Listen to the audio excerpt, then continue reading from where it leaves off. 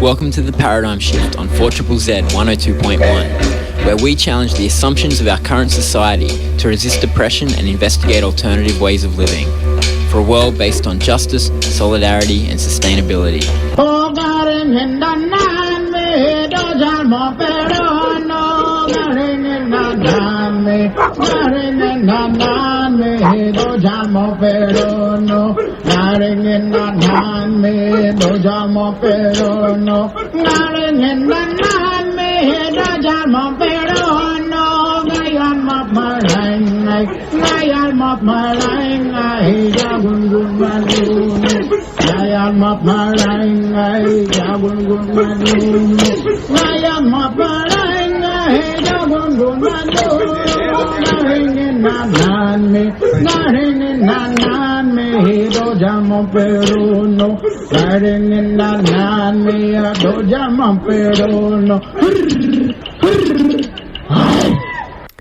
Welcome to the Paradigm Shift on 4ZZZ 102.1 FM. It's your local community radio station, and my name's Andy, and I will be with you for the next hour.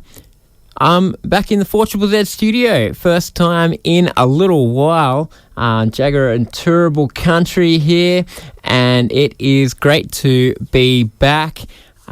It's been wonderful to be travelling around the country and still be able to make radio shows for you all and talk to all amazing, interesting people that I get to, but it's also very lovely being back here because community radio is all about the community, and I'm looking forward to being back in Brisbane for a bit. Today on the show, it's all about dangerous ideas or something like that. The Festival of Dangerous Ideas is happening in Sydney this weekend. I've never covered it before on the show, but actually I thought it's interesting to talk about dangerous ideas, both the ideas themselves and the theory of dangerous ideas, and so we'll have a bit of both on the show today. I spoke to Simon Longstaff, who's from the Sydney Ethics Centre, who put on the festival, about why they do this festival and what they think of dangerous ideas. And then I got a couple of the speakers of the program, Sisonke Msimang, who is doing a talk about how the COVID regulations were enforced differently according to different races and socioeconomic status, and also Carl Rhodes about woke capitalism and what it means for democracy. So that's what's coming up. It's a packed show, so we'll get into it shortly. I will say to start off with that in general, I'm in favour of airing dangerous ideas. We talk a bit about censorship and things like that in the show, and I'm one of those people who thinks that freedom of speech is fundamentally important, and also that we all need to be challenged regularly by listening to things that we don't agree with, things that maybe we find confrontational, and that none of us know everything. None of us are right. We need to be challenged. And so we need to create spaces where it is safe to explore different ideas, and we need to make sure that ideas are not linked to things that harm or oppress other people, but that talking about harm and oppression is, okay, that's how we learn what harms and oppresses people. So anyway, it's an interesting show. We certainly live in interesting times, and censorship is a topic worth discussing. It'll be part of today's show, but not much of it. But anyway, let's get into the first interview with Simon Longstaff. Dr. Simon Longstaff, Executive Director at the Ethics Centre. Now, the Ethics Centre's big yearly event is on this weekend, the Festival of Dangerous Ideas. Can you tell us a bit about what the festival is and the ideas behind it? Well, it was established more than a decade ago as an opportunity to push the boundaries when it comes to the kind of conversations we're able to have as a society. And although I don't think we really understood it at the time, it's become increasingly important that we do this, because without doing so, the space in the middle, which we all want to occupy, gets smaller and smaller as various people try to close down one conversation or another. So there's a kind of an underlying serious purpose to it, but it's also meant to be something which is incredibly engaging, whether it's through the talks or the art, and tries to bring that spirit of intellectual adventure to bear, so that whoever you are, you'll find something in the topic that makes you go, ouch. And once that happens, we hope you'll be interested enough to want to engage with the material. Not because you have to agree, but just so that you listen and form a view about what's being said. I'm interested in the idea of dangerous ideas, I guess, and how you put together something like this and curate it. And what constitutes a dangerous idea? Like, what makes something dangerous, and to who is it dangerous? Yeah, well, that's the interesting part, that latter part. But first of all, a dangerous idea has to be plausible. It's got to be something that could actually happen, so that people don't just write it off as saying, oh, that sounds impossible. Secondly, it has to be something that for a number of other people who hear the idea, they have that initial response of, surely you wouldn't do that, or that's not who we are or who we want to become, or something. Of course, for the person who is the proponent of the idea, it's not at all dangerous for them. It seems obvious that what they're putting forward ought to be taken into account, even if they've received a fair bit of criticism along the way.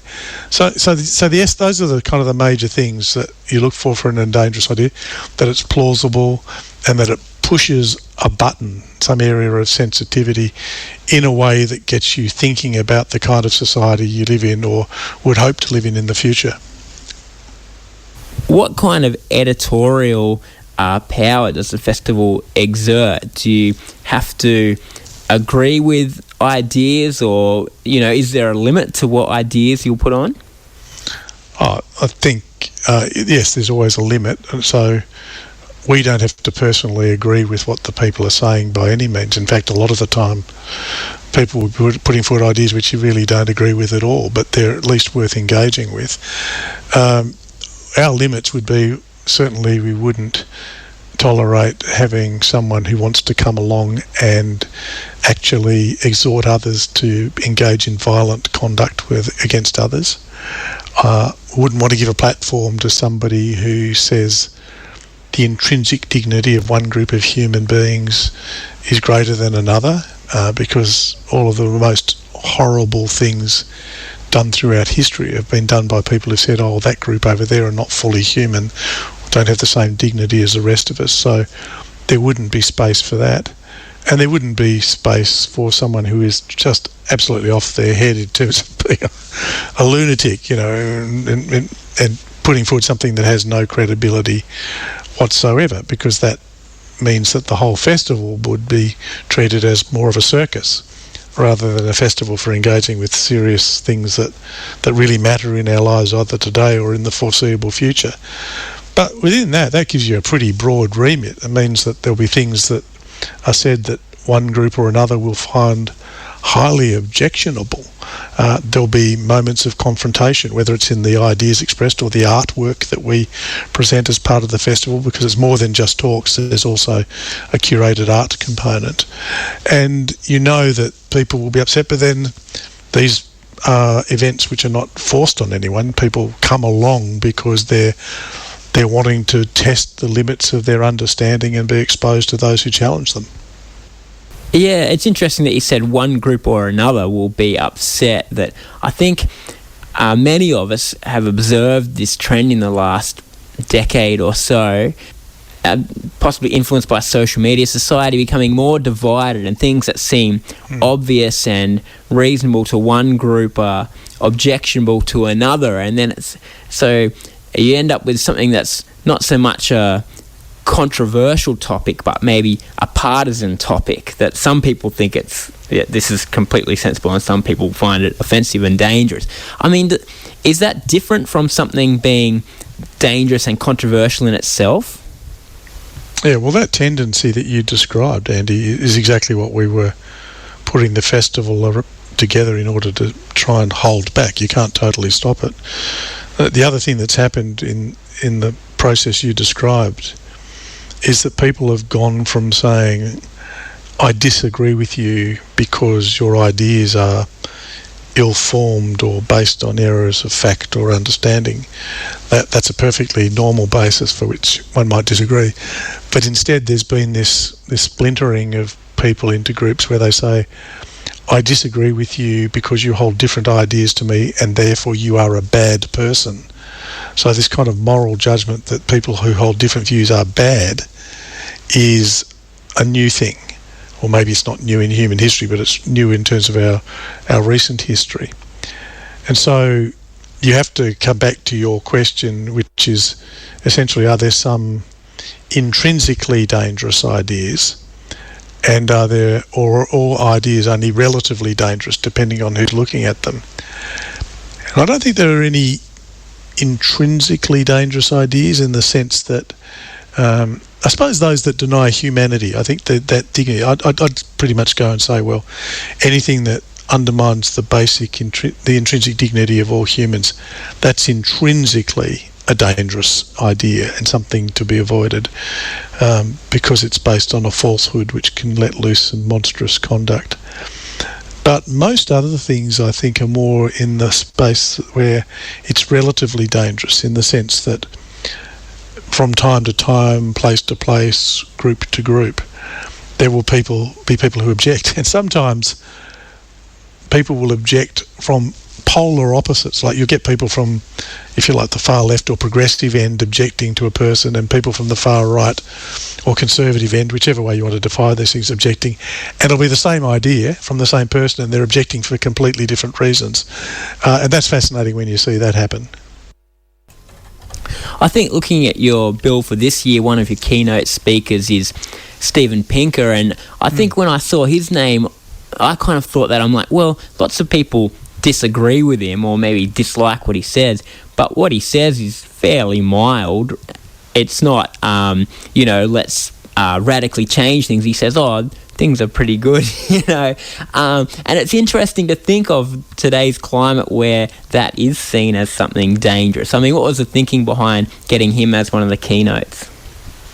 Well, he's got this interesting idea about there being something of benefit that emerged out of the European Enlightenment, and that we shouldn't throw it all out, even though it undoubtedly produced some really terrible parts of human history. I mean, the European Enlightenment can be attached in some of its thinking to everything from those great industrial world wars which decimated so many people's lives through to imperial and colonial activity. I mean, there's no doubt that it has a dark side, but I think what Pinker's wanting to say is, well, yes, let's live up to the truth of that, but let's also recognise that there are some extraordinarily liberating ideas that emerged out of that period, and we should prize those things that are good, that allow us to peer into the future with a mind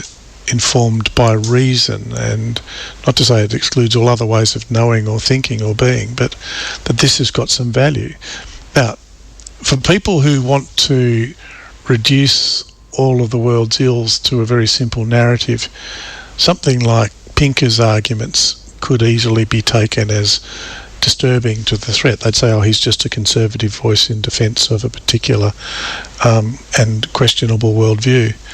And that's why we hope that in the festival, whatever your initial position, you take time to sit and listen. As I say, no, it's not about having to agree with anyone just because you turn up and listen to them, but at least understand the arguments. And it may be that it confirms your own position of opposition, or it might actually throw up something which you hadn't formally considered, and that advances the kind of civic conversation that we need to have.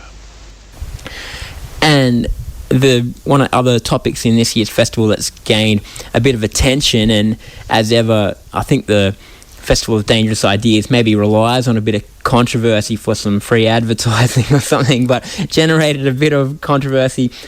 Joanna Burke talking about a history of bestiality. I guess, how do you respond to the criticism that conservative politicians have had against that, and also, I guess, the assessment of, how much attention it's going to generate? Is it going to be positive or negative?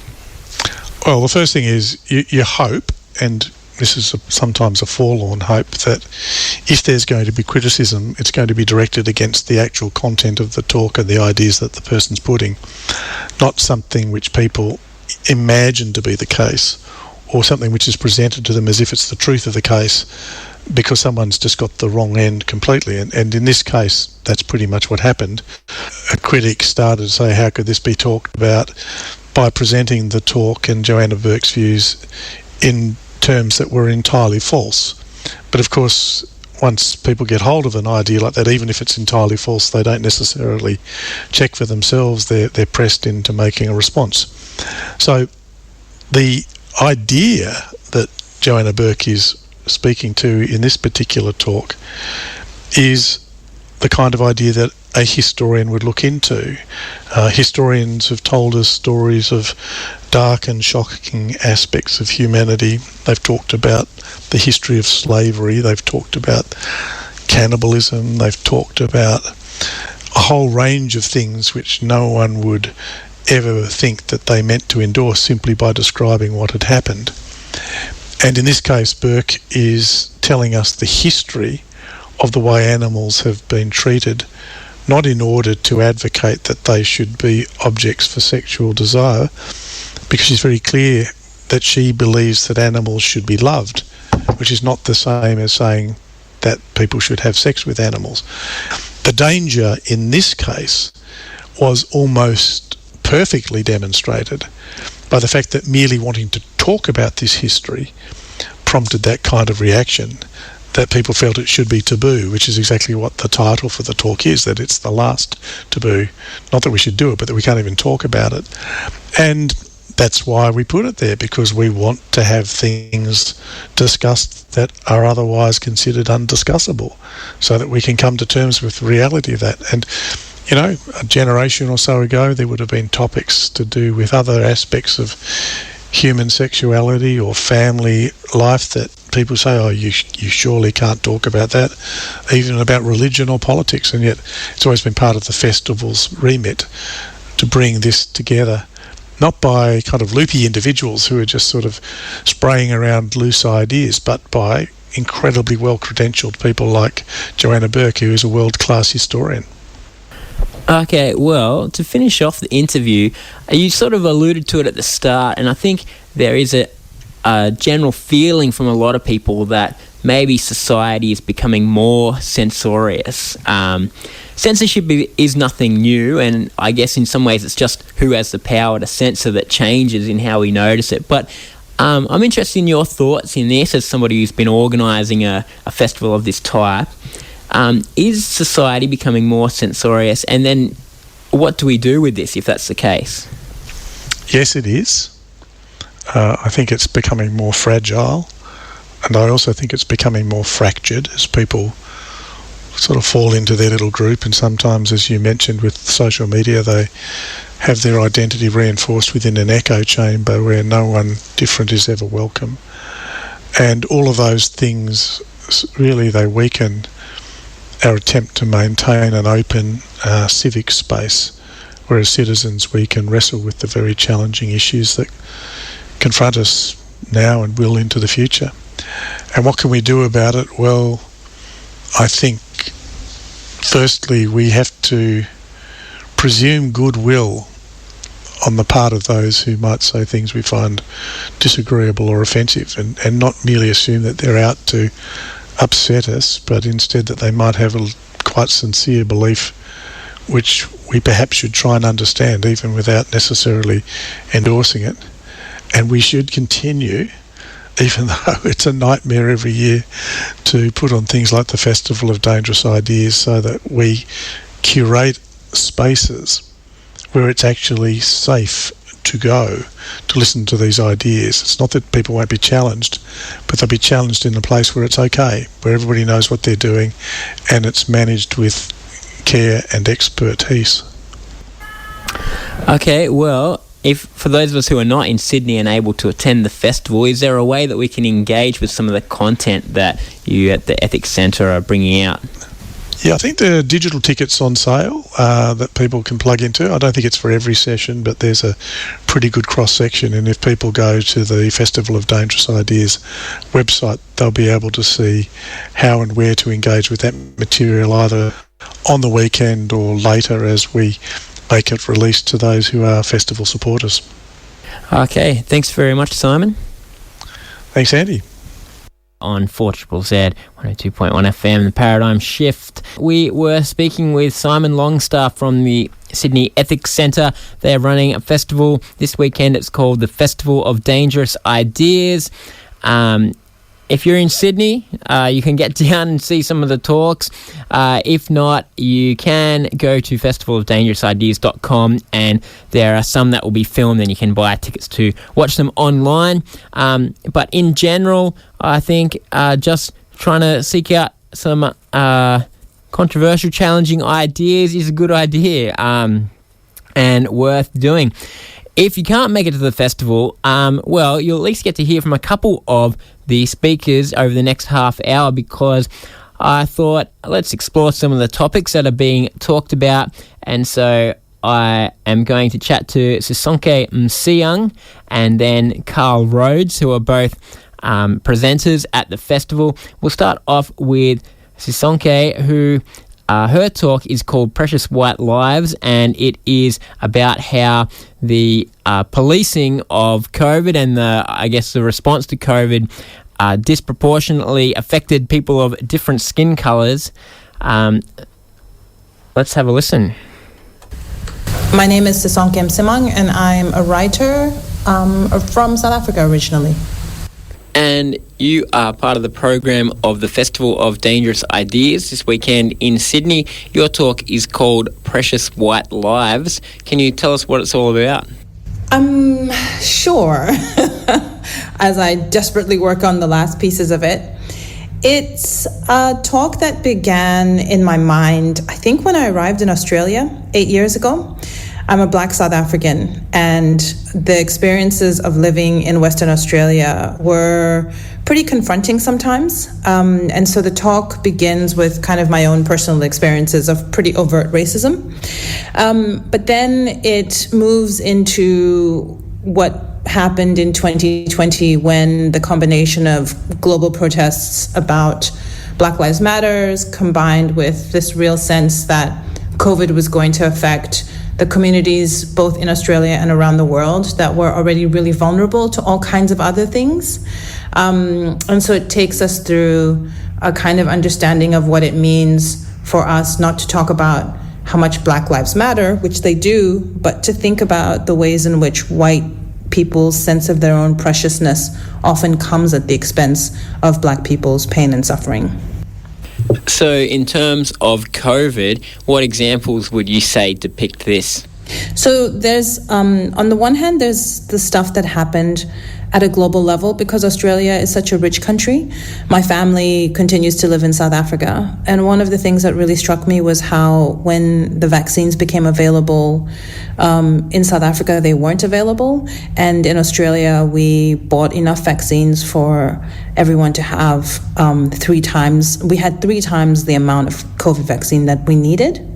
And so on the one level, there's this kind of global inequality that maps itself not only along race lines, but that's about poverty, being part of a rich country.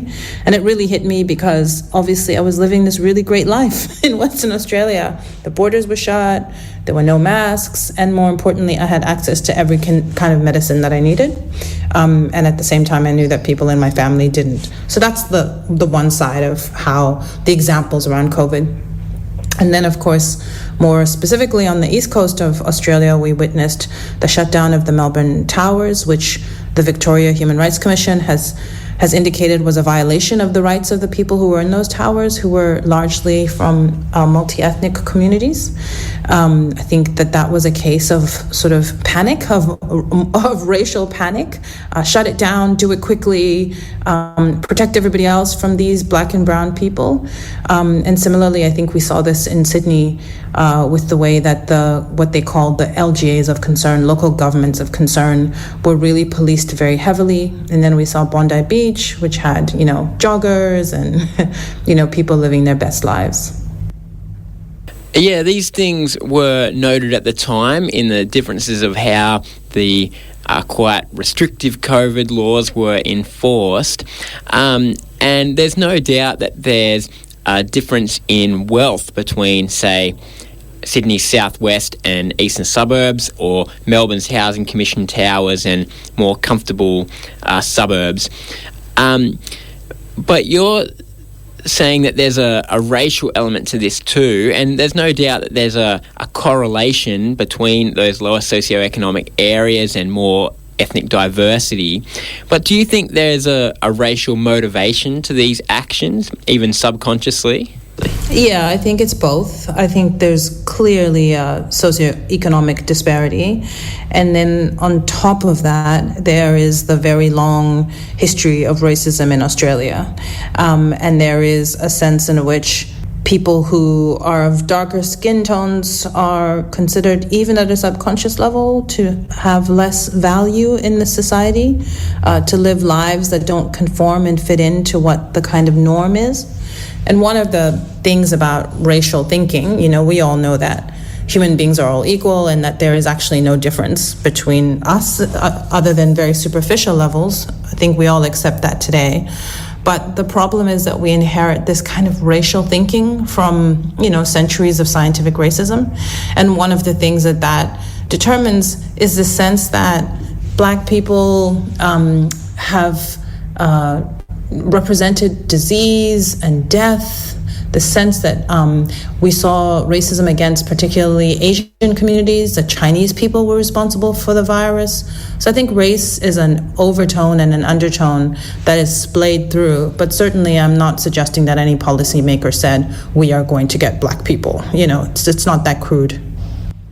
I think it's been illuminating too in terms of how society responds to a crisis, particularly in a time of global political instability and environmental crisis.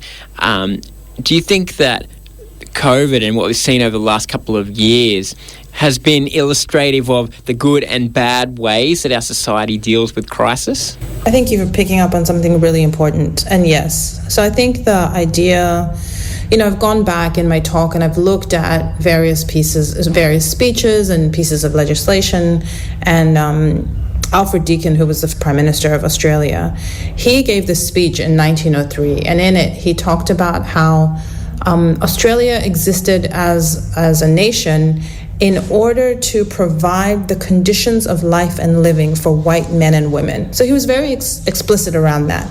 And part of how I read that, if you kind of fast forward into this moment of crisis, because I think back then there was a strong sense amongst the colonists that they were under threat.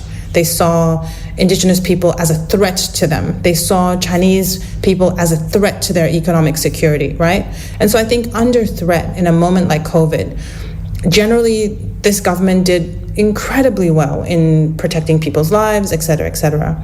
But there were these little pockets of outbreak of this moral panic, of this racial panic. We saw it with the flights from India, where Australian citizens were not even allowed to come back home because there was this sense of panic, and I think it was a highly racialized panic. So there are these moments where people feel under threat. And when it comes to human threat, which I think is different from climate change, when it comes to human threat, then yes, you absolutely see people reverting back to these old tribalisms that don't belong in our society anymore. So I guess looking forward, if we are to face more crises or just in general, how do you think we can take these learnings and apply them to being a more equitable society? I think that the work that needs to be done is constant, right? So it's about looking at history and making the mistakes we've made appear visible.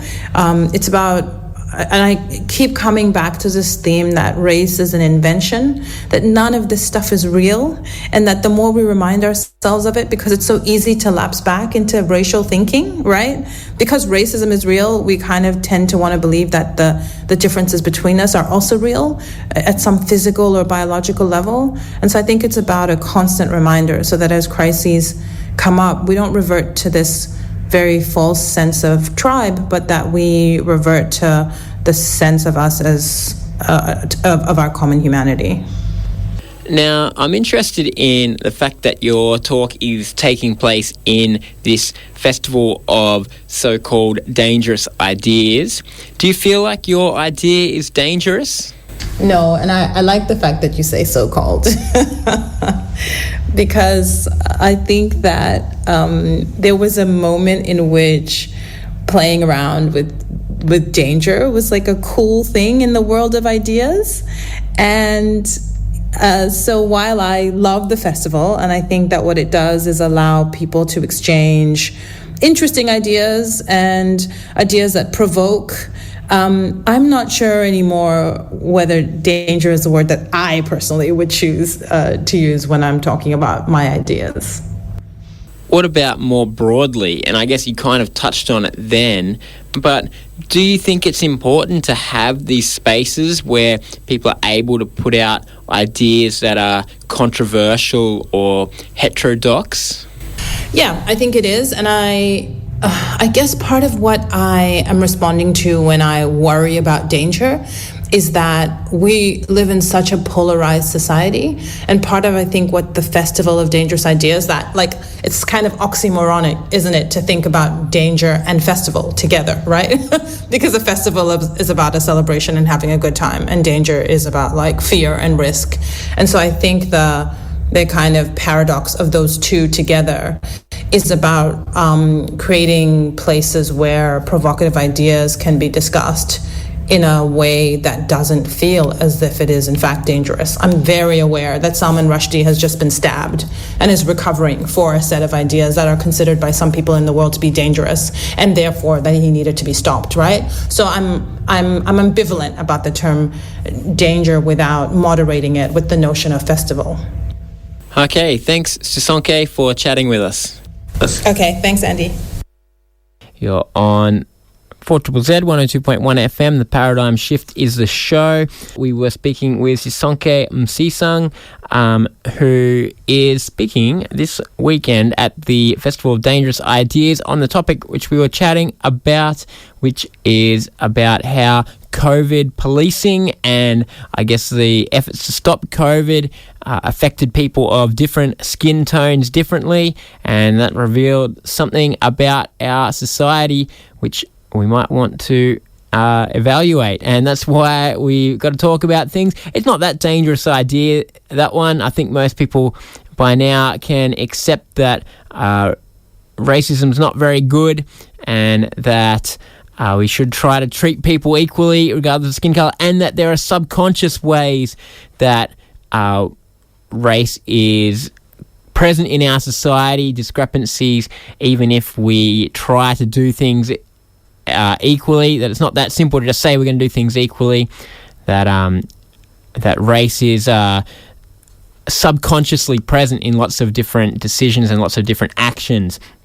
And so hopefully by now that one's not too controversial, though in America, of course, there's constant culture wars going on about talking about racism and learning about racism and things like that. And so maybe it is still a bit of a controversial one. I'm going to fit in another talk here, going to squeeze it in. I spoke to Carl Rhodes, who's also on the program of the Festival of Dangerous Ideas. Let's get into that one. I'm Carl Rhodes. I'm Professor of Organisation Studies and the Dean at University of Technology, Sydney Business School. And you are also part of the Festival of Dangerous Ideas program this weekend. You're part of a panel discussion on woke capitalism. Can you tell us what that's all about? It's about the role that corporations are increasingly taking in getting involved in political activities and kind of public good. So companies, who are involved in climate change or supporting same-sex marriage, supporting LGBTIQ rights, and so forth, and kind of having a look at what does it mean when corporations start getting involved in things that were typically part of the more public sphere, part of government and civil society. It's an interesting topic on many levels, but I guess one of the things is that in a neoliberal era, many of the things that were once the responsibility of government in the public sphere have now been privatised and corporate responsibility. Absolutely, they are, and that has been the legacy, if you like, of neoliberalism, if not the objective of neoliberalism. Now, of course, when that started, it was about privatising government-owned corporations and kind of empowering business in various ways, hand in hand with a rapidly globalising world. So the shift was about public ownership in many ways. I think what we've seen more recently is that's expanded even further, and perhaps at times even more insidiously, into things which aren't even directly the business of business, and into things about public opinion, political views of various kinds. So it's kind of a feature of the later stages of neoliberalism, and a kind of an extension, a continuing encroachment of the private sector into public life. Something that's gained a bit of attention in recent years is the rise of greenwashing, whitewashing, sports washing, pink washing, these ways of corporations using sponsorship or advertising to try to claim that they have some great common good when really their motivation is purely making a profit.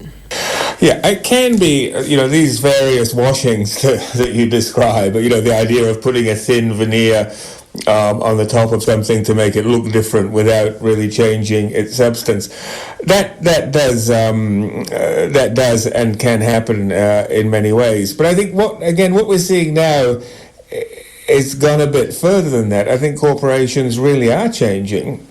You might have noticed yesterday the company Patagonia has decided to give away its company to all its stock to an environmental trust. And so I think there are real changes going on to corporations that are well beyond the greenwashing or the other woke washing, whatever it might be. And but this is actually more dangerous in a sense. At least with woke washing, there's a kind of, superficial hypocrisy. But I think we're seeing fundamental changes to the structure of power in society, which isn't just about changes to the veneer. It's changes that are deep in the heart of what's going on. So why would you say this is dangerous? It's dangerous because corporations or billionaires who often found them or own them are beholden to private interests. Ultimately, a business is privately owned, either by shareholders or by individuals, partnerships, whatever the case may be. The tradition of democracy, what allows democracy to work as a political system, is some notion of the division between public interest and private interest. So the two are kept separate. And if you don't have a division between public and private interest, you have a system similar to the kind of feudalism that around the world, and in Europe in particular, democracies came to replace. So it's almost a return to a feudal system where our fate as citizens is not dictated by the democratic notion of popular sovereignty or the common will, but by the interests of people who are rich and powerful. Now, at times, those interests could be benevolent, and people trying to do things that, might generally be seen as good, but not necessarily so. And so it comes down to who calls the shots in society. Is it the case that all citizens collectively call the shots in a democratic tradition, or do we just leave it to corporations and the ultra rich? I find that a problem because I ultimately believe that society is better organized in a democratic way. Now, there's never been some kind of formal handover of power from governments and the public sphere to corporations for social responsibility. It's just a trend that we've seen. So how would you suggest that we reel this back? Well, I mean, it is a trend, but it's a trend that's been quite deliberate. I mean, again, you talked about neoliberalism, and kind of one of the central tenets of that, as far as politics is concerned, is the idea of small government, and letting businesses kind of carry on. So, in a sense, the withdrawal of government, the failure of government to take action on things, climate change in Australia, for example, being a key example, is what has created the conditions to allow other interests to take over. So I think what we need is a kind of new democratic imagination, a new political imagination, where we reinvigorate the value of democracy and don't look to private individuals and private corporations for all of the answers. Now, it's taken us at least 40 years to get into this mess. So, there's no glib solution that's going to get us out of it.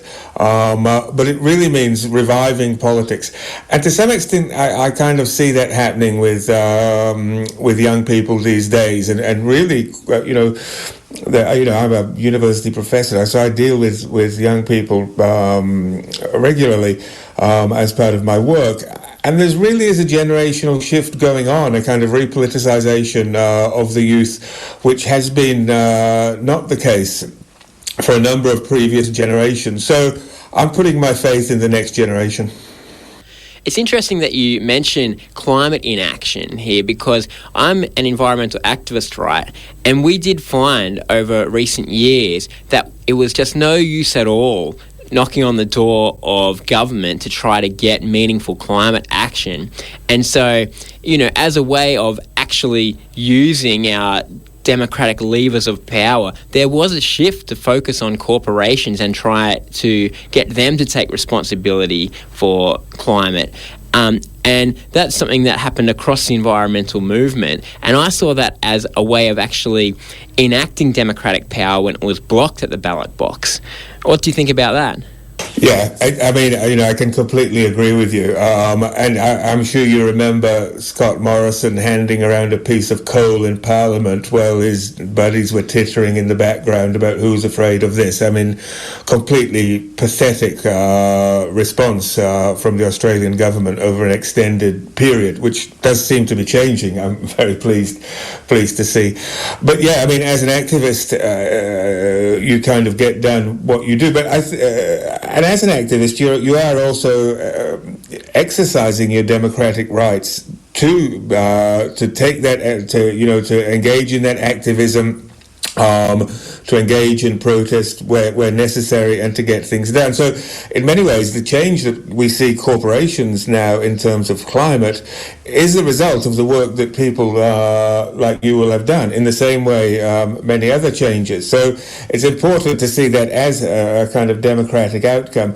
But at the same time, it could change at any time. I don't think we need to give up on democracy for the sake of pragmatism, and that's the real danger, I think, that we've been in terms of trying to make change. Now, I'm not just saying that business have no role to play in these kind of things. Climate is key. I mean, the whole climate catastrophe, the whole crisis of the climate was created by industrial capitalism. It started with the Industrial Revolution. So businesses and kind of industrial production and the globalization of that through global capitalism is the very source, and also needs to be part of the solution. I'm not saying that's not the case, but the leadership should ultimately come from the people. Well, your talk is part of the Festival of Dangerous Ideas, and I guess part of the concept of that is that we need these spaces where controversial ideas can be aired for the sake of democracy and freedom of expression, things like that. Do you think that the rise of corporate moral power is a threat to freedom of expression and ultimately our ability to create change? I don't think it's quite got to that yet. I think there's a sense that businesses are increasingly involved in kind of setting the tone and setting the issues that are set out in public discourse. So, for example, you'll see lots of businesses, as we've talked about, involved in political issues, but they tend to mainly be around social issues or environmental issues. You don't see much involvement in core aspects of economic dimensions of politics. You don't see discussions of how do we curb excessive CEO and executive pay, or how do we increase the minimum wage, or how do we bring in a progressive tax system to create a more equal distribution of income and wealth around the country, or universal basic income. So I think there's a tendency that this move kind of helps determine what's on and off the agenda. And I think there's many things, particularly around economic inequality, vastly widening, getting, it seems, even worse with the inflation that we're now seeing for the first time in a long while. So there's a kind of agenda-setting power there, which is concerning. And so I think it's limiting in that sense. The dangerous ideas, it's, I guess, who's afraid of them is the question. Who's afraid of them? And if nothing's more dangerous than trying to speak truth to power. Okay, thanks very much, Carl. Excellent, thank you. You are on 4ZZZ. That was Carl Rhodes that I was speaking to. He is on the program of the Festival of Dangerous Ideas in the next few days, talking about woke capitalism, as he was in that little interview. Lots to talk about there. I feel like I could have expanded a lot, and I guess that's a good thing about ideas. If they stimulate your thinking and stimulate different questions that go in different ideas, that go in different directions, so that's what we want. And I think there's it's an interesting program, Festival of Dangerous Ideas. Some of them, you're a bit like, what's very dangerous about that? But I think it's certainly worthwhile having spaces like that. And I think it is so worthwhile us trying to challenge ourselves, stimulate ourselves with what media we're taking in, reading, watching, listening to, whatever, for us to intentionally read things that we disagree with, to try to learn other points of view,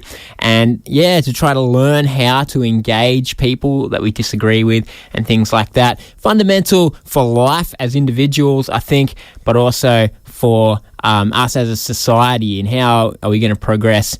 Not for individuals, not how our individuals in our society are going to progress. How are we going to progress as a culture and as a broad group of people, to change the world, to make it better for everybody. And that's what we're all about. I'm out of time on the paradigm shift, but of course, on our show and on 4ZZZ in general, we try to do that as well, bring ideas that challenge. So keep tuning in. See you next week.